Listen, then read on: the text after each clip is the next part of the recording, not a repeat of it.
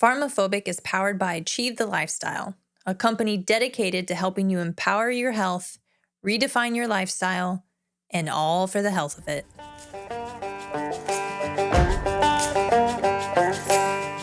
You're listening to PharmaPhobic, where we challenge the state of health in America.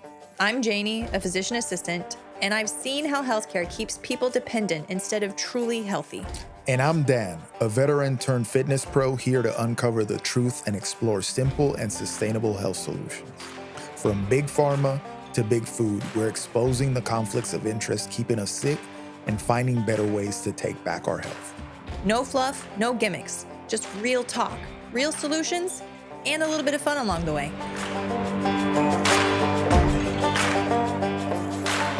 Hello there. Welcome to another episode of PharmaPhobic, brought to you by Achieve Lifestyle, where we help you become the strongest, healthiest, and most capable version of yourself. As always, I'm here with my lovely co-host, special guest of the podcast, anchor, co-anchor. You can't say co-host, co-anchor, and special guest. Yes, I can. You're all of those. My lovely wife, Miss Janie Brown. How are you doing? Hello. Hi, how are you? All right. So we are recording again on a Tuesday afternoon because life is lifing and the weekends are busy. So excuse us if we're a little tired. I don't know. I'm running on cortisol, baby. I woke up at 4 a.m. I've been coaching all morning. And I haven't stopped. Did business, all of it has happened. I ate, so I'm ready to kick it. Let's go. Yes. Okay. First of all, I'll just be over here nodding off. It's fine. What are we going to talk about today? What are we going to talk about? We're going to talk about some scary things. They're scary? Yeah. Yeah, they kind of are scary. But like the Roundup. As always, we have...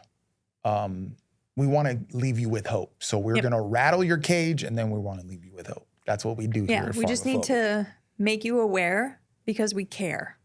Oh, she dropped bars. That's bars. Yeah, we're going to talk about some glyphosate stuff. Glyphosate, Roundup, pesticides, that sort of thing. But first, let's talk about something fun. Well, yeah, we got some fun stuff. Fun. Viral video. Huberman posted this video, which was motivating, very motivating to watch. So he posted this video of a friend of his, that his friend's grandfather, 90 years old, knocking out 20 push-ups at 90. And I'm talking chest to deck. Yeah, like the legit push-ups. And talking smack while he's doing about his little grandkid or whatever. I don't do them like him. He doesn't, his push-ups are like halfway. He's like, boom, boom, knocking them out. So let's talk about the factors in the video that, and Huberman himself is kind of pointing them out in the caption, but it's all stuff that we talk about here in PharmaPhobic and that we promote with Achieve the Lifestyle when we're counseling people on their health. First thing, he's with his family, He's got his son, he's got his grandkids, he's got his wife. So they're obviously at some, it's right around the holidays, right? To some form of family gathering. Dude has a sense of humor because he's talking smack as he's doing push-ups, which is amazing. I mean, I want to be 90 and talking smack to people. I don't see you not being 90 and talking smack to people. Till the day that I die, I will talk some smack. And then he still works. Like the guy still works and does something physical every day, mowing the lawn, like he's constantly moving, right? Yep. I think that's a lot to say with the whole people think that they get older and they stop doing things because they're getting older when really they're getting older because they stop doing things. I agree. Yeah. I think we have a similar example from our trip to Puerto Rico with one of my great uncles. Antonio? Yeah, my great uncle. I was going to bring him up. Yeah. Yeah, he is 92. And, we went to visit his family and my uncle takes me to see my great uncle. And I didn't know he was 92, y'all. Not only did I not know he was 92, he wasn't even home when we got there because he was out running errands because he still drives. And then he walks in and he's just got a little pep in his step, boom, boom, Yep. boom.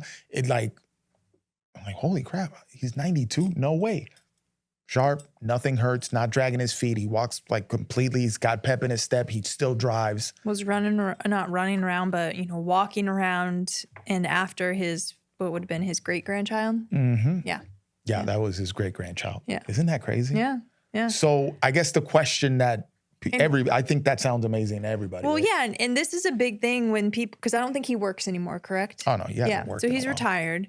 But this is where a lot of people, they make the mistake when they retired. And I don't know the stats readily, but this is proven that when people retire, if they don't have anything to do hobby-wise or anything, they tend to decline health-wise rather quickly. Yeah, and when they lose their social calendar too. Yes. I think that's part of the equation, right? And I Like think those that's one connections. thing that I know that when we got married, I realized with, the Latin culture, you guys are very much more heavily invested in family than I would argue like my general, Midwestern upbringing was. Now we got together, but it wasn't as like a bunch of people moved away and maybe we try to get together once a year. Mhm. Whereas your family, it's more of a priority to stay connected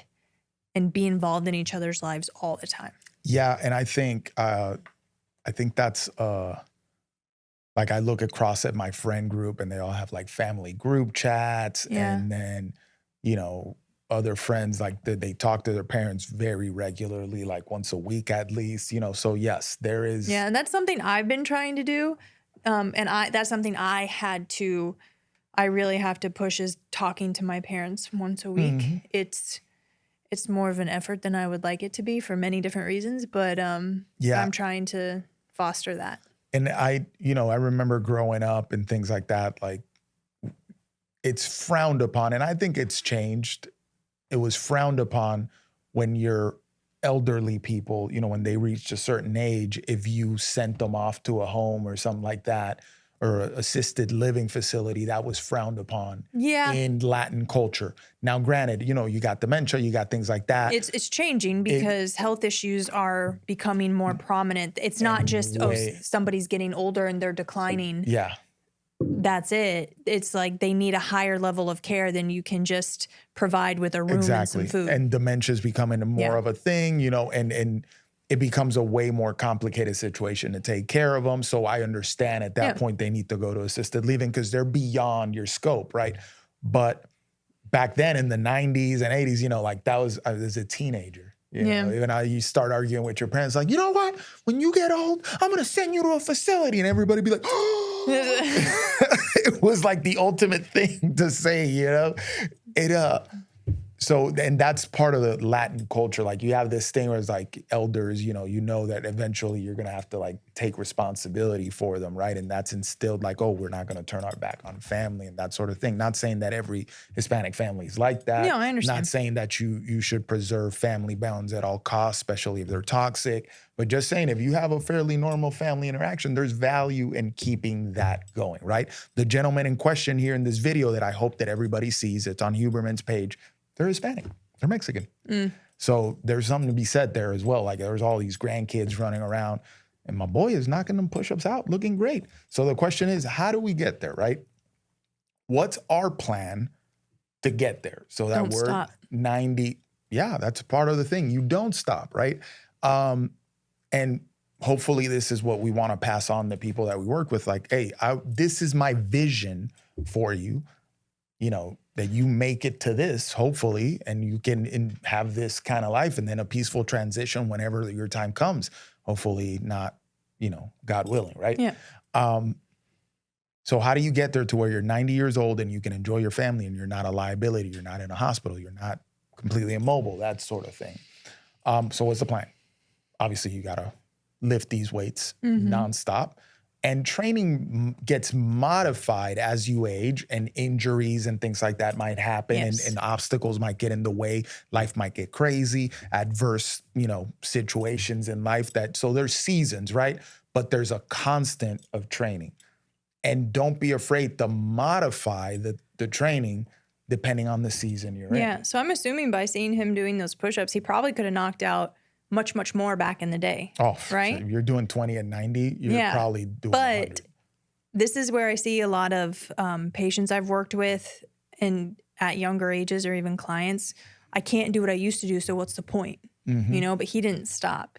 Now he does 20 unbroken. Maybe he used to be able to do 50 unbroken. Yeah. You know? And so it's like you said, it's modifying it and also respecting the different seasons of life. Yeah. Right? Whether they're like, this is my new season indefinitely, like with age, or hey, I have an injury, so this is a season for a short amount of time. And just prioritizing your health in whatever capacity you can at that time. And so I think a lot of people, like I said, they think that they're getting older, so they need to stop. They need to slow down. They need to do less, when really the age starts happening because you're slowing down, you're stopping, you're doing less. Yeah, like all the people that I hear of that are aging gracefully, quote unquote, they just don't, they always have something to do. Yeah. And they take it very seriously, right? You know, all the people that are retired that I work with, they're in their 70s and they did well in life and they can afford a lot of stuff, you know. They have these things that they do that are non-negotiable. And granted, you know, they earned it, right? So to us, it might be like luxury things like, oh, I have a standing appointment for a card game every Wednesday. Yeah. Right? Cool. That is a thing. Yeah, that's mental. Yep. That's mental engagement. And that's you have your little card game group. Yeah. Exactly. So, or I play golf, tea time is at these hours, these days. Yeah. And I schedule everything else around that. I mean, you earned it. Yeah. You're retired. Well, even if we go back to your great-grandfather, he doesn't work, but when he was out running errands, and then I think your mother was telling us how he'll just go to Costco some days and walk around. Yep. He used to walk in Old San Juan, which is uphill, downhill all the time. And he would just go and walk around by himself and get a lot of movement that way, right? Yeah. I mean, and he played basketball. He was a basketball player he's 92. Tall. Yeah, so he played basketball. He's definitely tall for a Puerto Rican. By tall for a Puerto Rican, we're talking about 6 feet, guys. Nah, he might be Rob's like a giant. Yeah, he might be like 6'1". He might be like 6'1". But yeah, he played basketball, and he played basketball for a good amount of time, right? So he stayed fairly active. That's something to consider there. Like, hey, we don't stop. We modify. You adjust, but we don't stop. Because people tend, when things get a little tough, this is a bad tendency that some people have. And even, I can't do this at this rate that I've been doing it, so I'm just going to stop. Yeah. Yeah, you see that a lot with I've seen in patients, you can see it in parents of kids who they were like some sort of college athlete or very successful in high school or college. Nothing like it. And now they do nothing now. And they're like, oh, but I used to do this. Or if I used to train like this, but now I can't. So what's the point? You know? I see that a lot. And it's like, you just need to, most people just think working out is for a goal, like to play a sport or to win something or to look a certain way. When I look at exercise and working out, it's for your life. It's for the quality of your life. Like I've talked about this before about when I was more into CrossFit, even when I'm doing like the power day, like field strong type stuff. If I go to a gym that's more of a basic gym, like when I'm traveling like a YMCA or something like that, I'll often get approached with, what are you training for? Why are you training like that? And it's like, because I don't say this. I say, not life, but in my head, I'm like, because this, like your body can do so much. So why not expand upon it? Because the more you can do with your body, the more capacity you have, the longer it's going to function. The human body is very, very, very, very efficient. Meaning if you don't use it, it will lose it. Yeah. A great example of this is how many people over the age of 65 can ride a bike? Oof. And that's something we all, like across the board, I would say most people did growing up. Yeah, I couldn't even tell you. Another thing, skipping. Yep. Which people is lose something that I started putting into the training of some of my older clients. Yeah. Skipping and shuffling, like plyometric, like very low level plyometrics, but retaining that quick feet ability is. And that's huge as we get older, because biking, skipping, and shuffling require not just forward, backward movements, but they require hand-eye coordination with the biking. They require balance, stability, like quick movements, like the skipping, like explosiveness, which those things are the first to go away, and those things dramatically increase your risk of fall with subsequent injury. Yeah, and multiplanar motion, meaning like if we are straight ahead all the time, like that's all quote unquote sagittal movement, or just, hey, I'm everything straight ahead, I'm walking straight ahead, facing straight ahead. When you start telling people to rotate and to move side to side, things become a little different, right? And you can see it that if you're training little kids, like I do sometimes, or younger kids, they can't really, you tell them to shuffle sideways and they almost want to turn into it because they don't have that coordination, right? And then they develop it and they can shuffle side to side. And then when you see it in older people, they lose it. So they don't know it, like, I want you to shuffle sideways, move sideways, step to the side. And they want to turn because they don't have that awareness of moving side to side, right? So exposing yourself to that and retaining that ability for longer, what it does, because we're talking, oh yeah, your body can do that, but what's happening in your nervous system, it's what really is gonna get you there when you're 90 years old. That's one of the things I love about doing the wrestling that is incorporated at our jiu-jitsu gym and was at our previous as well. But because they're such novel movements and they're so awkward. And one of the things they always have us do in warm up is cartwheels, right? And everyone has a dominant side that they do cartwheels on, unless you're Simone Biles, okay, which then you none got of the us are. side. But and then Caldwell had us do this, the non-dominant side, and that is hilarious. Yeah, you go like and sketchy because you're like, and it looks nothing like the other side. But we do it across the mat. The first one is much different than the last one. The last ones are, so that's neuroplasticity. That's getting, new motor functions moving and smoothing out. And it's awesome to see. Maybe I'm a nerd for thinking that, but it's the same thing. Like if you're not using something, you lose it, but that doesn't mean that you can't regain some of it. And so getting back on a bike, starting to skipping, shuffling, things like that, doing things you used to do, why not incorporate those back in some capacity? It might not look the same, but just doing it so that you are more well-rounded physically and for the long term. Well, and knowing that physical capability that you retain reflects itself in your cognitive function for the long term as well. Yeah. Right? The other thing, I mean, we can't overstress the importance of relationships, especially as you get older, man. People, and I'm seeing that in my family now with somebody, you lose your friends, people pass away and all this sort of thing. And, I'm talking about my grandmother here. She went from being this social butterfly and having this crazy social calendar to no social calendar. And then that's where the decline starts, right? Like that's so important when they talk about blue zones and things like that. People are worried about the food. Yes, that's a part of it. No, they're not vegan in the blue zones. Don't get freaking bamboozled by fake news, okay? Yeah.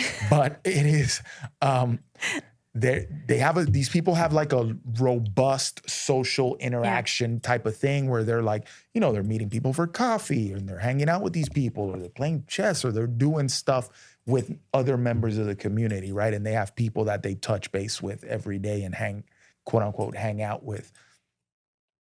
It's just too underrated, the value of having connection, especially as you get older, right? Yep. And quality relationships, you getting along with your family, that's great. Also having friends that you get along with.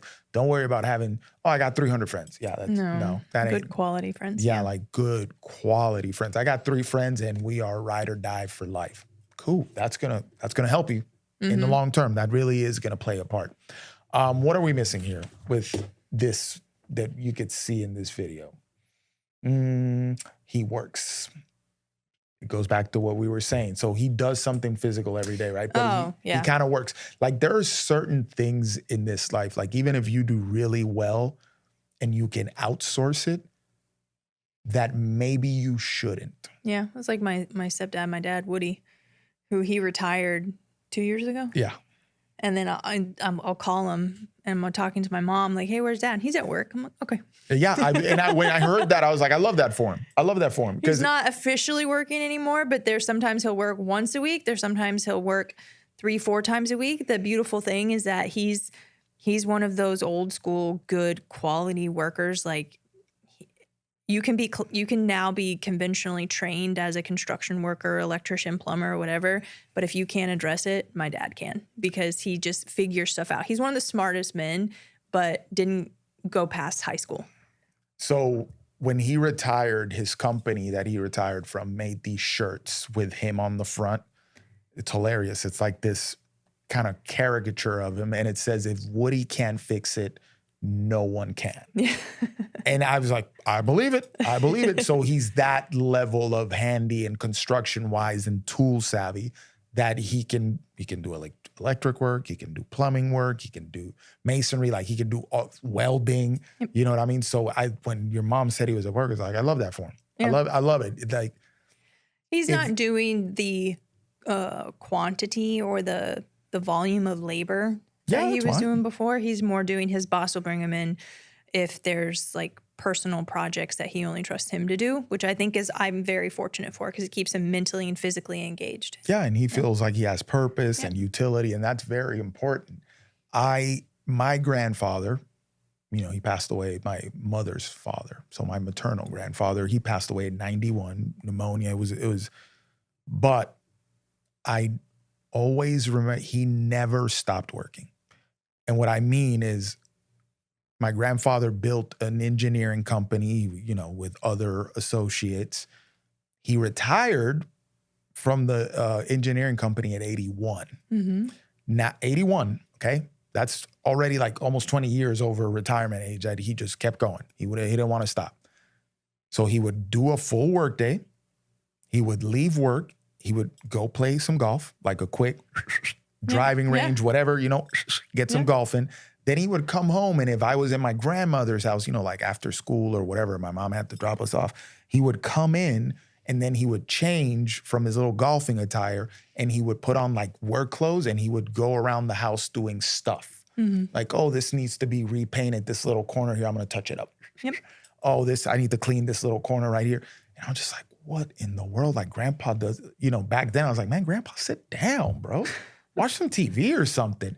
Now at 40-some years old, looking back at it, not only is that exemplary behavior because he's taking care of his stuff, but I get it because that's why he was 91 and he was still going around, and it took pneumonia to take him. Otherwise, he might have still been here, y'all. You know what I mean? He was mentally intact. He was mentally intact. Yeah. And physically very much, very, very healthy. So I don't know. It's just something that, like mowing a lawn, for example. Of course, we can hire the landscape guys and they're going to do it way better than you. But maybe there's certain things that you should weigh and be like, you know what? I'm going to keep doing this because it's going to force me to do this or do that or do a skill or something. And it'll keep me engaged and healthy. It'll be part of my health packet, if you will, for the rest of my life. Just something to think about. Just a suggestion. Anyway, moving on. That's a feel good. Yeah. That's a feel good.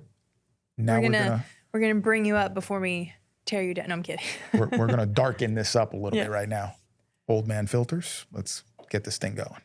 I'm in business mode now when I put these. They're wisdom filters. The wisdom filters? I mean, I gotta call them what they are. They are old man. Okay. I look like an old man with my glasses. Okay. So there's a study from the year 2000.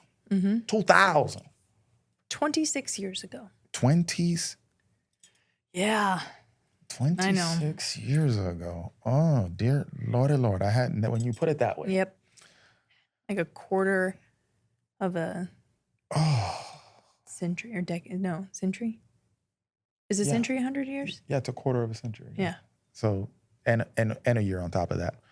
So study, you know what? I can't quote the name of the study. I don't have that. My bad, guys. I messed up in my information compilement data. You didn't write the name of the study? No, because I was going off a New York Times article. Okay. What's the study about? Which it, yes, grain of salt, mainstream media, okay? So we got to be careful with this stuff, like I always say, and with the studies and all that stuff and how that was conducted. To study on glyphosate, this study concluded that glyphosate was glyphosate, which is what is commonly known as Roundup, right? The weed killer. And it's a commonly used pesticide. That glyphosate, glyphosate,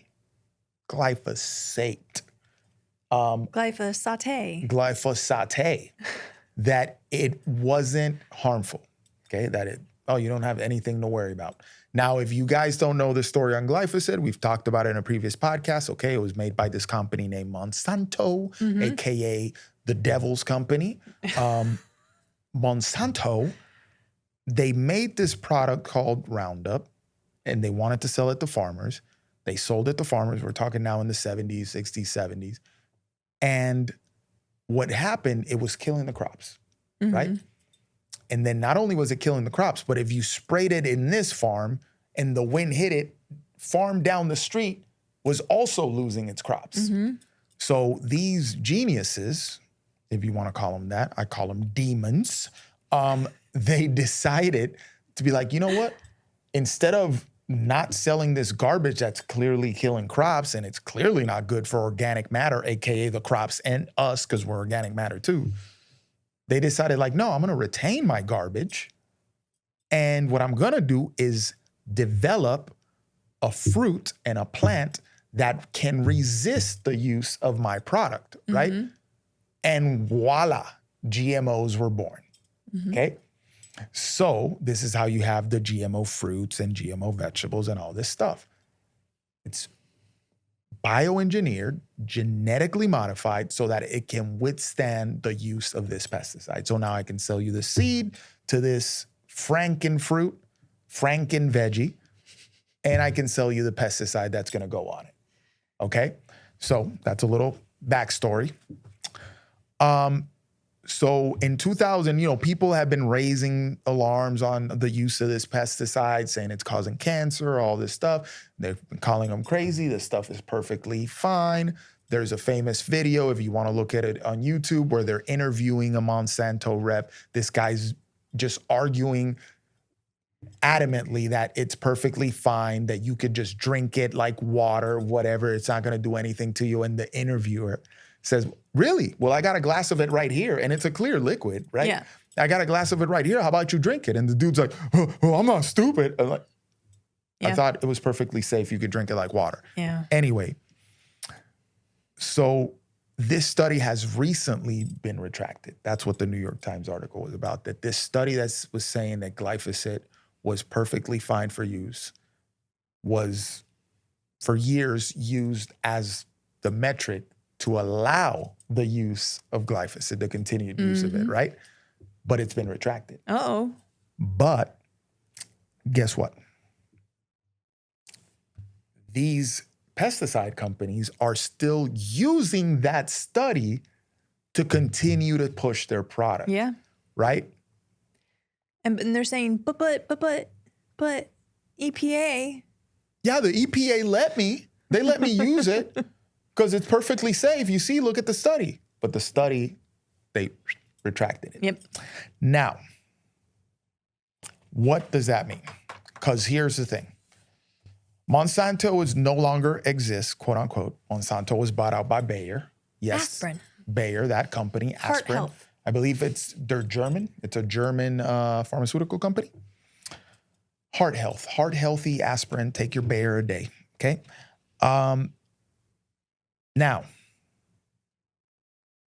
there's a Supreme Court hearing, and we need to get an update on this because it was going to go before the Supreme Court. They were going to decide if they were going to hear the case of Bayer / Monsanto, that they're saying that they don't need to update the labels on Roundup and all the warnings on Roundup because there's a study that already proved that it was safe. So they don't have to put the warning label on their product that it can cause cancer and stuff.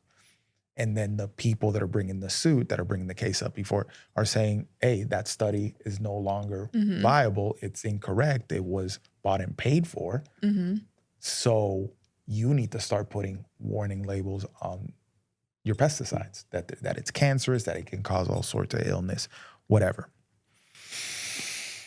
If the court sides with Bayer, and again, we need to update this because the hearing was last week, where today's Tuesday. But what's the date? The 11th? Today's 13th. 13th. So it was the 9th, I think, was the day that this was going to be heard. If they decided for Bayer, then they're going to be allowed to continue to push their products with no warning label and no, possible side effects and stuff. Now, the pesticide industry, there's over 57,000 pesticide type products that we use in this country. Okay? We're talking about billions of dollars in revenue, to the point that a pharmaceutical company decided to buy a pesticide company. Stop it. Well, yeah, I mean, Bayer bought Monsanto, right? Yeah. So what does this mean? They're just in the nature us? of killing things, right? Yeah. They kill weeds and they kill you. It is. Or diseases. I'm just kidding. So what's the whole why do I care here, right? Glyphosate, proven to be harmful, okay? Oh my God, where's all this cancer coming from? Obviously, we are bombarded with toxins from all over the place, but you're eating it. Yeah, right? and it's hard to wash off. It's very hard to wash off, even if you scrub-a-dub your stuff, but it's in all your food, and then it goes in the soil, and it stays there too. Yeah. And I mean, listen to what I said earlier. Spraying it in this farm down the street, their produce was affected by it. So even if you have an organic farm, super organic this, which by the way, organic again, it only means that they can spray certain pesticides on it. You really have to dig to find farms. And it's not essential oils. Exactly. It's not essential oils. You really have to dig to find a farm that's completely pesticide free, AKA coastal pastures or something of that nature, right? Where it's completely pesticide free. But even if I have a farm like coastal pastures here, where they don't spray nothing, if 2 farms down they're spraying, that stuff could get on your pure, God-blessed, unadulterated produce, right? Yep. So there's no hiding from this. And why should we care? And now let's take a quick break. Have you heard about collagen and how amazing it is for your skin, hair, nails, digestion, and joints, but have no clue which one to choose? I've been there. A few years ago, I stumbled upon Bubs Naturals, and let me tell you, I've been hooked ever since. Here's why I swear by them. Bubs Naturals keeps their quality standards sky high from the start to finish. Their collagen blends perfectly in coffee, or really any other beverage you love. Plus, they've got convenient to-go packs so you can stay on track wherever life takes you. And it doesn't stop there. They'll donate 10% of all of their proceeds to charities that support veterans. How awesome is that? Oh, and they've leveled up their electrolytes too. The mixed berry, that's my absolute favorite. It's light, refreshing, and not overly sweet. What sealed the deal for me? Their electrolytes are NSF certified, made right here in the USA, and just like their collagen, every purchase helps give back. So do your body a favor, head to bubnaturals.com and use my code JANE20 at checkout for 20% off every time you order. Tired of looking like you lost a fight with a powdered donut every time you work out? Yeah, I was too. That's why I ditched the messy chalk and switched to Chalkless. Chalkless is a new, clean, residue-free grip enhancer that goes on in seconds and lasts for hours. No clouds, no cleanup, just a rock-solid grip. Whether you're crushing it in the gym, dominating on the pickleball court, or hanging on a rock face like Spider-Man, Chalkless has your back. I even hit my 350-pound deadlift PR at Summer Strong using Chalkless. Locked in, zero slip, total confidence. Ready to level up your grip game? Head over to chalkless.com and use code JANEBROWN to snag 10% off your order. The percentage of people that when they go to urine samples and that sort of thing that have glyphosate in their body, at this point, it's all of us. Yeah. Did you know that there's some brands that will put glyphosate free on their products? I know. Yeah. That's a label now. Yeah. Yeah. How? What? I want to know how. What do you mean? How is it a label, or how are they testing it? How are they putting that on there and guaranteeing that it's glyphosate free, or is this just another label that they're going to bastardize? Right. So that could be, but from what I understand, they're testing the food. Okay. And to what, like, are they testing so say it's like a box of something. Are they testing every single box? I don't know. Are they just testing sporadically in that manufacturer, or maybe they're just banking on the fact that they source from farms that don't use glyphosate, but to your point, they can't control the surrounding farms around them, right? Mm-hmm. So, but if we start prioritizing looking for glyphosate-free things, or looking up what brands are glyphosate-free or what things are less likely to have glyphosate, I think that that's a step in the right direction. Yeah, no doubt. I mean, if you can, any little bit helps, right? Because at this point, it's like, we can almost guarantee that 100% of us have it in our system. Yeah. It's just a matter of reducing toxic load. That's what we're looking for. Right. If you can give yourself a 5% advantage, go ahead and take it. Yeah. So glyphosate-free products, wherever you can put them, that's an idea. Then there's understanding that if you're eating a lot of like wheat stuff, like oats and cereal and things like that, are very heavy on the glyphosate content. Yeah. Corn-based stuff, is going to be, corn is super heavy on glyphosate. Soy-based stuff, extremely heavy on the glyphosate content. So understanding that there are certain things that are going to be heavier on that load than others, right? I don't think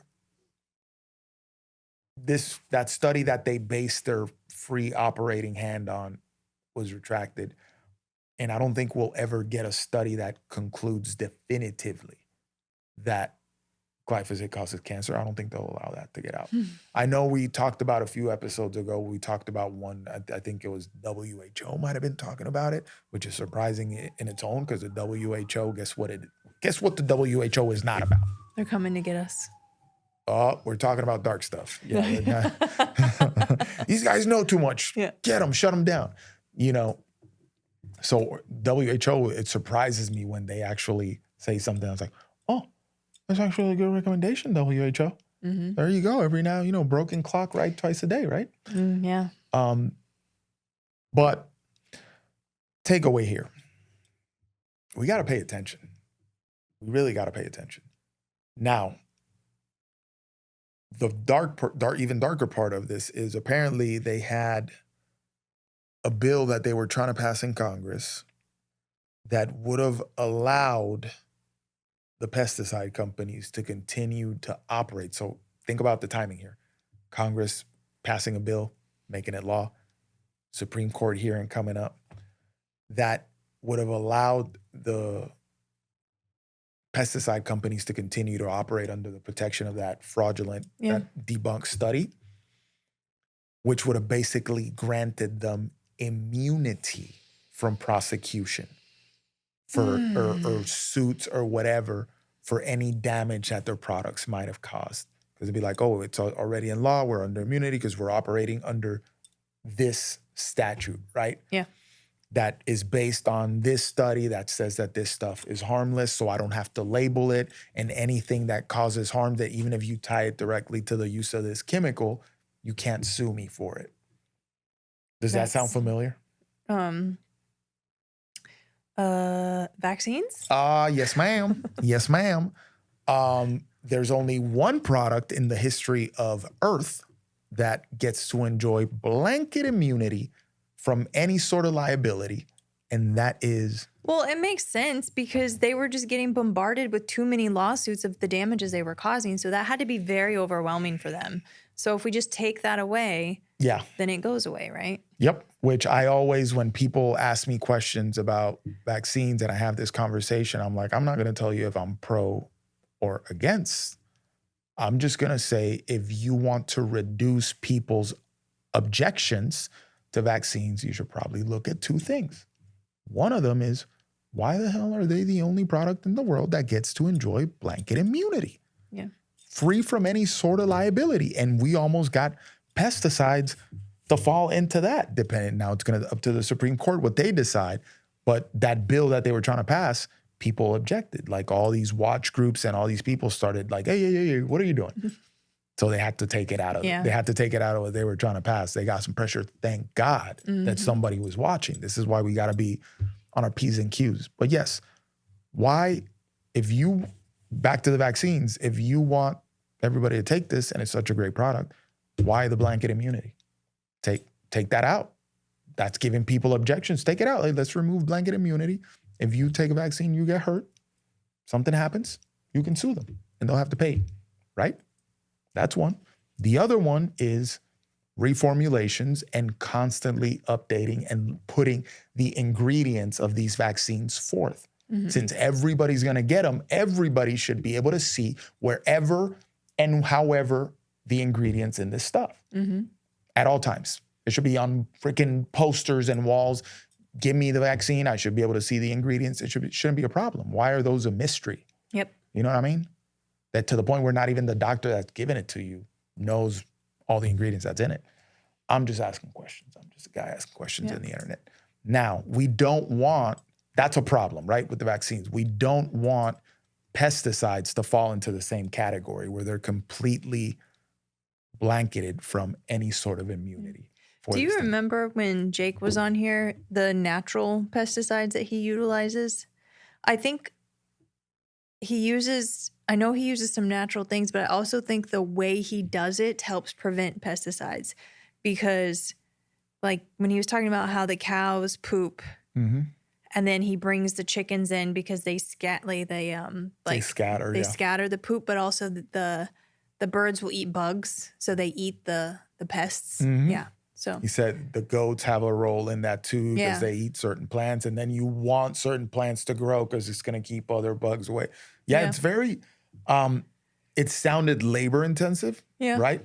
But it's farming. Yeah. And it's going to keep you healthy, right? And now you're actually the ground and the processes of nature are actually doing and you can't what tell you me want them to do for you. That, because to me, Roundup is just quick and easy, right? And it's just very convenient. Well, actually, it wasn't that convenient because then they had to create GMO products to withstand them. But anyway, compared to the labor-intensive farming and thing, but you can't tell me that the people in these companies aren't smart enough to figure that out.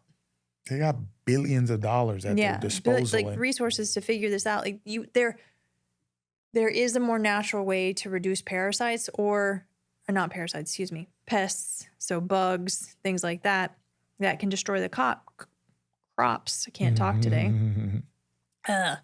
But why can't we work on a way of expanding the natural way that it's done instead of trying to come in as humans and be like, we're better than everything else. We'll just figure it out. Yeah. Yeah. Well, we end up, it's like the more we inject, modernize certain processes, we gotta acknowledge that there's just stuff that it's not meant to be messed with, right? I think food's one of them. I think we're at that point. Food's one of them. Circadian rhythms are one of them.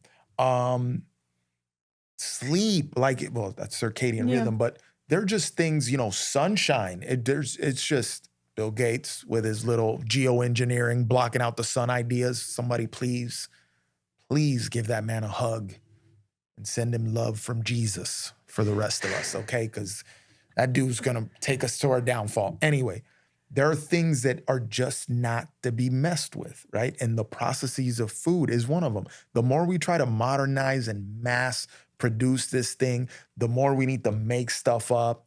GMO this pesticide for that it actually comes back around and it's harmful. Yeah. Right? It's that argument I hear again and again for almost everything that we need to put out the fire right now, regardless of the outcome. So a lot of times people who are for like Roundup or for quick fixes will say, what would you do if a house was on fire? Would you worry that the foam or whatever that you put out the fire may have some downstream effects on the soil? Or would you just do whatever you could to put out that building that's on fire so it doesn't spread and affect other people? To a point, I understand that, right? But now that I've heard that argument, it's like I can't not see how that's applied everywhere. And this is one of them. Pests are killing our crops. Let's kill the pests But what happens to the crops and the soil and then the people that consume those crops down the road? Well, let's not worry about that right now. We just need to kill the pests. Yeah. And And be so like, oh, just it's this, killing my yield. I can't feed as many people. So it's just this thing of continuing to kick the can down the road. Yep. And at some point, like, you can't keep doing that. And then at some point you won't have people to feed because you gave them all cancer. Yeah. With the stuff. So I think that there has to be a revisiting there. And that's why we talk a lot about regenerative and things like that. But that brings me to my next point. This dude, I was telling you the other day, that page that I follow on Instagram. Oh, yeah. Pontius Ranches. It's some privately owned ranch in Texas, right? And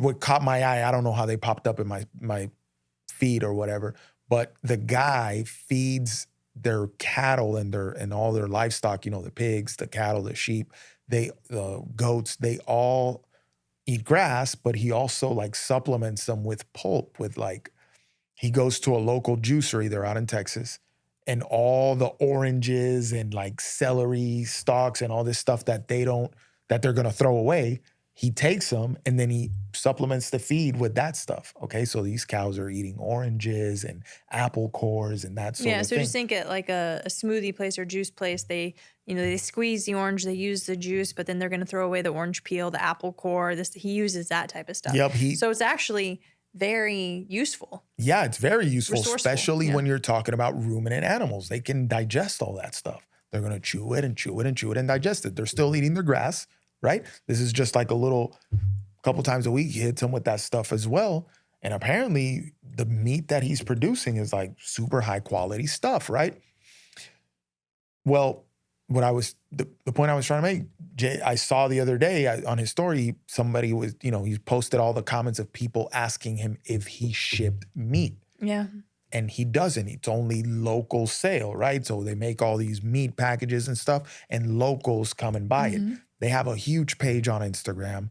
The girl in this thing has 1 million+ followers. The ranch has 100-some thousand, 400,000 followers, right? So they have a very captive, engaged audience that they can sell to. Yeah. And the dude says that he's not going to ship meat, that he's going to keep it local. Yeah. Now, think about this for a second. This man has an opportunity because he's got the following to really make good money by shipping beef national. But he's saying he doesn't want to do it. And to me, not only is that a principle that he's standing on, that's amazing, but that is the model of farming that I think would ultimately benefit all of us. When you're a regional farmer, right? Think about your product takes less time to get to market, so it holds more nutrients. You can focus on raising it properly and farming it properly and not having the pesticide and all this stuff because it's going to go to market down the street, right? Yeah. You form a relationship with your consumers. Yep. Maybe you know them personally, and then that relationship will foster some loyalty. So now you have retainment of consumers. Yep. You have client retention.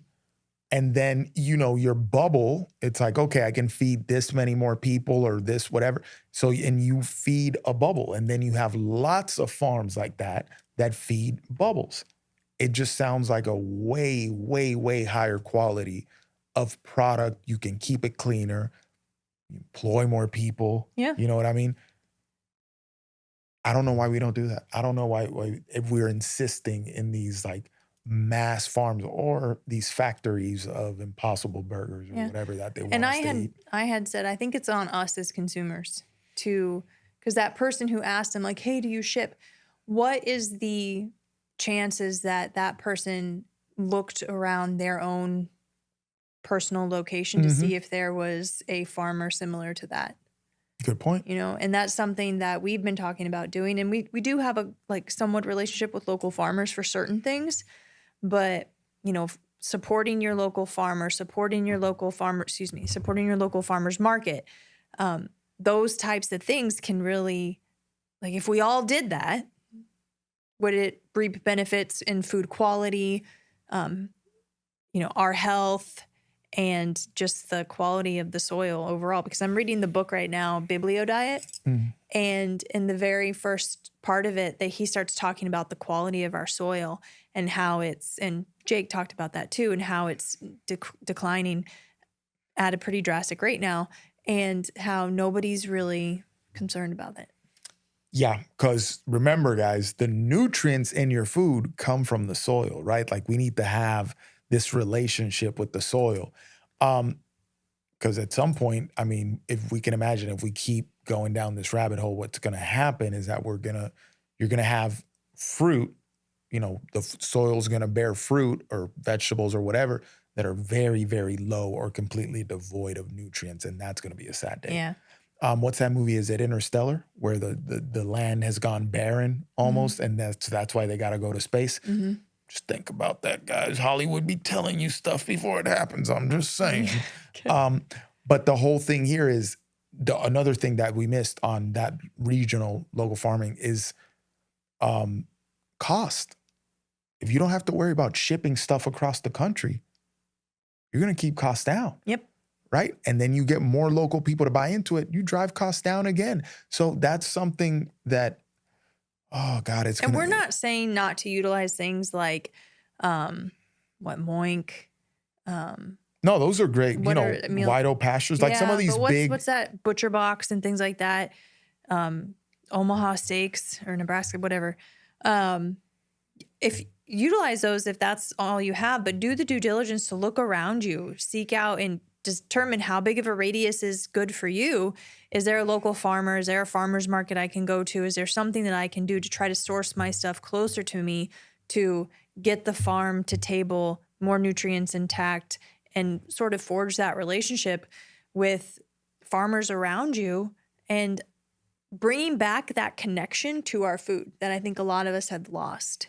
Because it used to be, like, especially when people are like, I don't eat meat because it's cruelty to the animal. Okay. So, but it used to be like you had this relationship with this animal. You appreciated this animal, how it's, all that it provided for you. You didn't take for granted the sacrifice of that animal. Yeah. But now we're so far removed from that. Or we don't have that relationship anymore of, I toiled in the ground to pull this vegetable. I picked this fruit. I spent time and labor obtaining this food that's then going to nourish my body. That's a completely different value than going to the grocery store or ordering food online. But that's the reality of where we are right now. And I'm not saying to abandon that, but if we can start to inject more of our old school way of acquiring food and the relationship we have with food, would that reap benefits? I think it would. Yeah. I think if we, what it all comes down to, if we really, really, really we're going to roll up our sleeves and fix the health situation in the country, changing that relationship that farms have with the land and people have with the farms, that's part of it. That's like foundational in it, right? Yeah. And what we know as farming with all this modern convenience would probably have to change and adopt some more old school ways and things like that. Cause it's just, listen, if you're spraying all this stuff on everything that you're going to eat, this isn't going to end well, guys. Yeah. It's just not. We're all like, everybody's carrying low level disease at this point because that stuff is all over the place. And if you live, woo, my accent. If you live near the farms and they're spraying that stuff, right? That stuff's getting in your house. Like, come on, man. Terrible. It's getting in the water system. What? And then and it doesn't get filtered out. It's almost like, oh God, listen, it's bad, guys. So what are we going to do about this? How do we get around this? First of all, stay vigilant. If you have an opportunity to vote with your dollar for something better, do that. If you have an opportunity to, platforms, public forums, discussions, this sort of thing, and raise awareness or support people that are trying to change these systems, definitely do that, right? And then be conscious. You probably have to wash your vegetables and your fruits before you put them in your face. People will rinse them off, and I'm talking like you might have to get busy. Buy organic wherever possible. It's still going to be sprayed, but it might be less. At least we hope it is. there's a difference between organic fruits and regular fruits. There tends to be.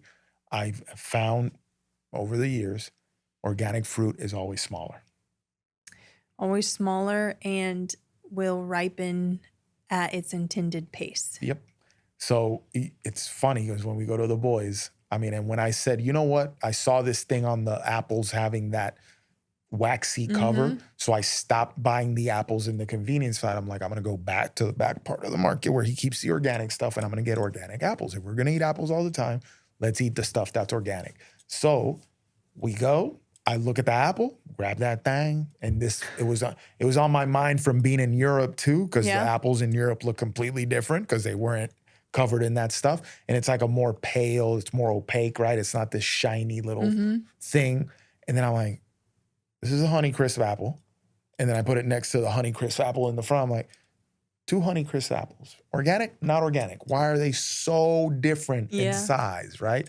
Yeah. And it's almost disappointing because we're used to seeing this big thing like that, but smaller one is better for you. Probably closer to what nature intended you to eat.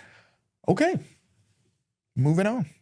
Final topic of the day. We're going to talk about the appeal to authority and titles.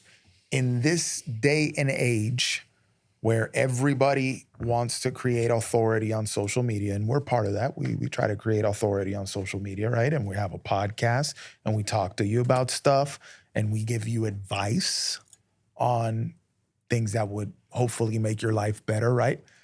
But this has always been a thing, but especially during COVID, my dear Lord God Almighty. But he's a doctor.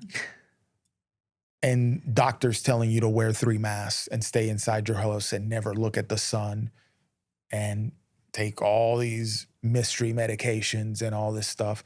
You know who I'm talking about. I'm talking about that doctor that was on TV every day.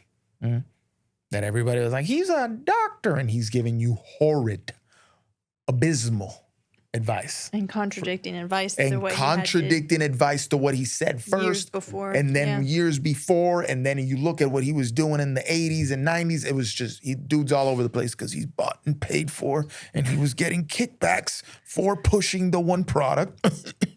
This is real. Okay. Now he's nowhere in the public eye, but he's sitting at home on millions and millions and millions of dollars, right? He ain't going to be hurting for money ever in his life. But people that followed his advice to a T are still walking around traumatized, wearing 2 masks outside, or God forbid, some of them passed away from a mystery heart attack at the age of 35, or some of them have myocarditis, whatever, mysterious cancers, all that jazz is happening. But anyway, in the land of social media influencers too, there's a lot of doctors have gotten into the influencer game, right? Yeah. And I'm not necessarily poo-pooing on them because they're doctors, but there's this air of, these are my titles and this is why you should listen to me. Now, does having a high level of education put you in a different position to talk about a certain topic? Maybe. Does having a high level of education mean that you are infallible, that you can't be bought, that you can't be corrupted? Does it mean that you are up to date with the most current stuff on the topic? Does it mean that you can't give poor advice? Does it mean that you can't misinterpret stuff? Does that make sense? But these people are presenting themselves as, you are not smart enough to discern for yourself. You are not smart enough to research for yourself. I'm going to tell you this, and you just do whatever the freak I say. What do you think about that? You know what I'm getting at? Yes, I know what you're getting at.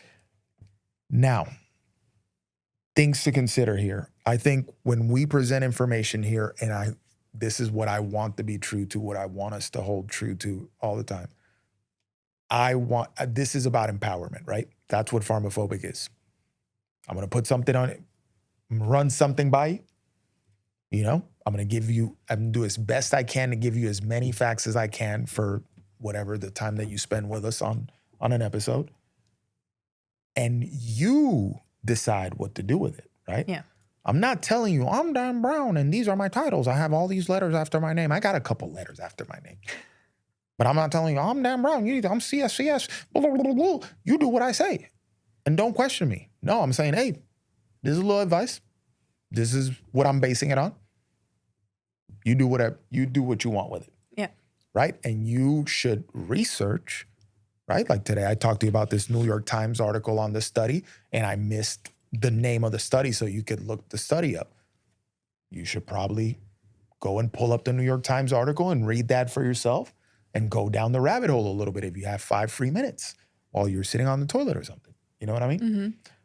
That's the goal here, right? But there's a vein of people that think that because you didn't go to Harvard and study whatever, underwater basket weaving with a specialty in bingo, that you are not entitled to learn anything about underwater basket weaving. That's what it is, right? Yeah. So, Ed, you want to jump in? Anything? No, I just think that it used to be, things have just changed because if we're talking about, doctors specifically, they used to be. And I'm not just talking about MDs. I'm talking even in the strength and conditioning circles, like PhDs. Doctors of PhDs Yeah. of strength and conditioning or Well, whatever. So just the role of a doctor has changed. And I'm talking about MDs, DOs, because back in the day, there wasn't medical school. It was like the barber was also the doctor, something like that. And so they were part of the community and they helped people with their lifestyle. Modern medicine comes along, surgeries and pharmaceuticals and things like that. So the doctors now, their training revolves a lot around understanding processes of diseases, how to read studies, interpret studies, how to, and then medications and amongst other things, right? But what's not talked about is nutrition, lifestyle, and things like that. And so, which is all first line treatment for all chronic diseases. Now we go to right now where a lot of doctors or PhDs are saying, you need to listen to me because I'm a doctor. You need to listen to me because I'm educated and I know. Well, if everyone was so educated and they know what to do and they're the experts and you better listen to them, why are we not seeing a drastic incline in health? Mm-hmm. Why are we not seeing decline in disease? It's because that's missing the point of what we need. We don't need people with more letters behind their names. We need people who understand the benefits of a healthy lifestyle and what a healthy lifestyle is. And unfortunately, what a healthy lifestyle is not distributed by conventional medicine or mainstream media because nobody profits off of you being perfectly healthy. And, eating a healthy diet. Well, the American Heart Association tells you what a healthy diet is, but it does not include protein. It includes seed oils.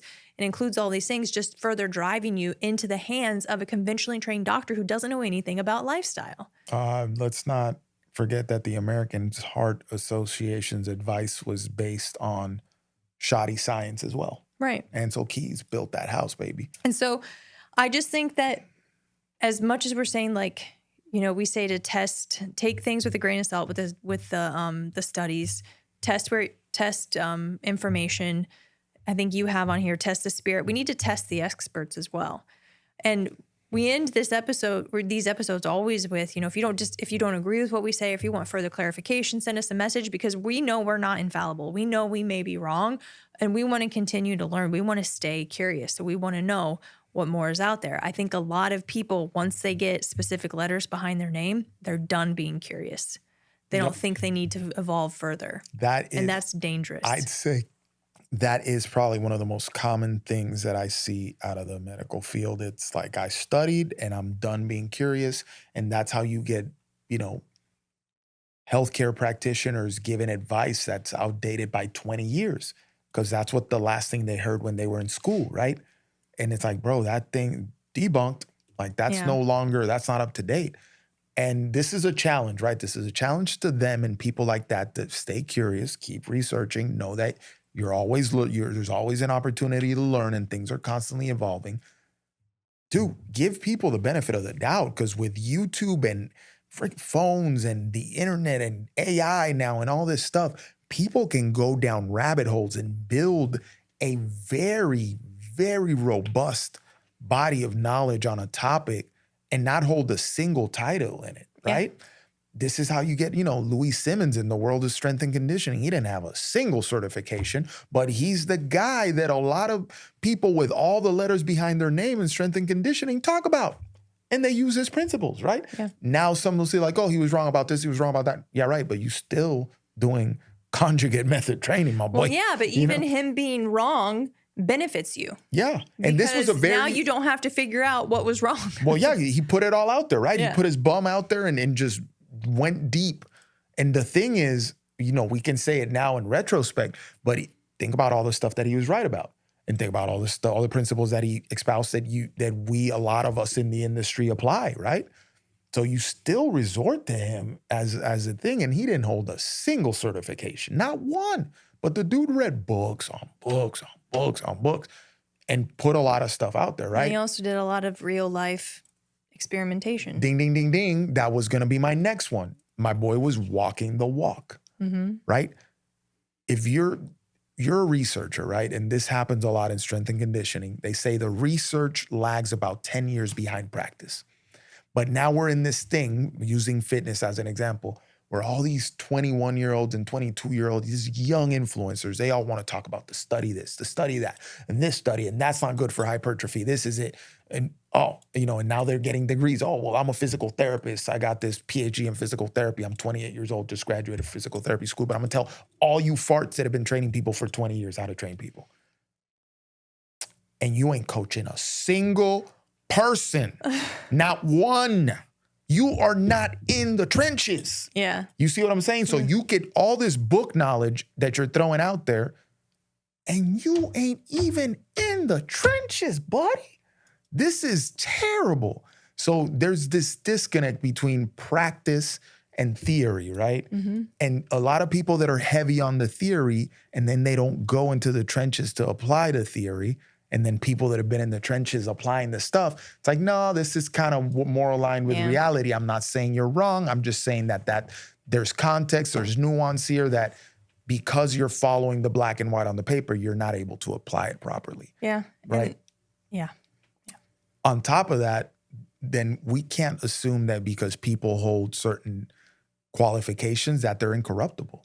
On the contrary, our current health situation is a result of people with a lot of letters to their name that got corrupted and co-opted by the industry, and they got funded by the industry, and they got told, and they had to manipulate results on tests and this sort of thing and hide truths here and there to give us the current situation, right? They didn't live up to the Hippocratic oath. They didn't hold integrity. So all that to say, again, I'm not necessarily saying I'm not saying stop listening to these doctors. I'm not saying that. I'm saying two things. Test the spirit, right? You got to test that spirit, baby. You got to go and be like, okay, I'm hearing this. I read this on whatever mainstream media thing. Let me do a little bit of deep dive into this for myself and formulate my own opinion. I listen to PharmaPhobic. Dan and Janie are talking crazy about some people. Let me go and test that spirit, right? Let me go and check and trust. Okay? Then as you resort, we have certain sources that are like, okay, so-and-so said it. They're pretty spot on with their stuff. We try stuff on ourselves. This sort of thing is like, hey, this advice from this source tends to be pretty spot on. So you tend to trust it, right? But you have to verify. Trust, but verify, right? Yep. That's the other one. Now, with that in mind, something here that I want to leave you with. With great power comes great responsibility. That Spider-Man. applies. Somebody said it before Spider-Man. This is the thing where you empower yourself when you research, when you hey, I'm going to do my own homework on this. Yes, this doctor said this, but I'm going I'm going to verify, right? I'm going to do some research on this. I want to try this. I'm going to do some research. I heard this on a podcast. I'm going to do additional research. Well, I just think before you go off on that, your health is your responsibility. Boom, it's nobody else's And I think a lot of people, but my doctor told me, but my doctor said, I went, and I'll say this to patients. I'm like, okay, well, here's what I think, and here's what the studies show would be a good treatment plan for this, or here's our options. What do you want to do? Or what do you think about that? And more often than not, patients will say, whatever you decide. I'm not you. I'm not the one who's going to have to follow through with this plan, take this medication, do anything. Like, what are you, like, take responsibility for your health. Yep. So with that, you empower yourself with information, right? But great responsibility is going to come there, meaning you need to lay things out for yourself. Be like, hey, if I go this route, if I don't go this route, if I listen to this advice, if I don't listen to this advice, I found this information, I want to try this and that. Understand that, hey, there's consequences to my actions, right? I could end up healthier than I've ever been, or maybe I messed something up. So you accept, right, the responsibility that comes with the power of you doing your own thing. Example that I think about a lot, and I think we had this conversation years ago when we were in the dark ages of COVID. I said, I'm not wearing a mask. I'm not doing this. I'm not doing whatever. I'm not taking the stupid shot. If I get sick and end up in a hospital, then it's going to be my problem to deal with, right? Because I made that choice. I did this research, and I don't think I need this product, whatever we want to call it. So if there are consequences to my choice, I am willing to live with them. I'm going to take responsibility for them, right? Mm-hmm. That's where you have to get with this stuff. So you take charge of your health, you empower yourself with knowledge, and then decide to take responsibility for whatever the consequences of that might be. Because listen, let's say you follow every bit of advice, every single thing to a letter that somebody with a bunch of letters behind their name gives you on TV, mainstream news, and you're like, I'm going to do exactly what that dude says.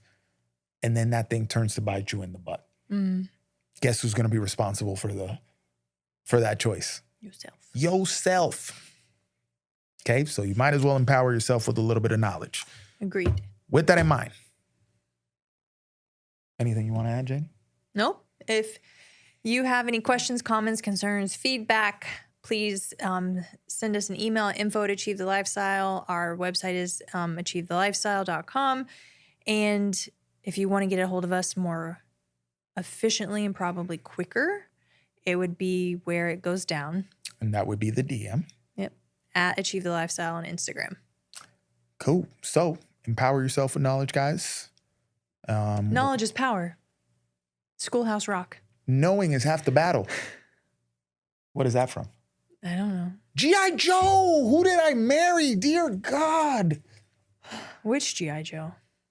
The one and only G.I. Joe, the cartoons. Oh. These movies that they made are not the real G.I. Joe. They were all right, but they're not the real G.I. Joe. So with that in mind, we out of here, guys. But I need you to do one more thing. Like and review the podcast. Oh. Check us out on YouTube.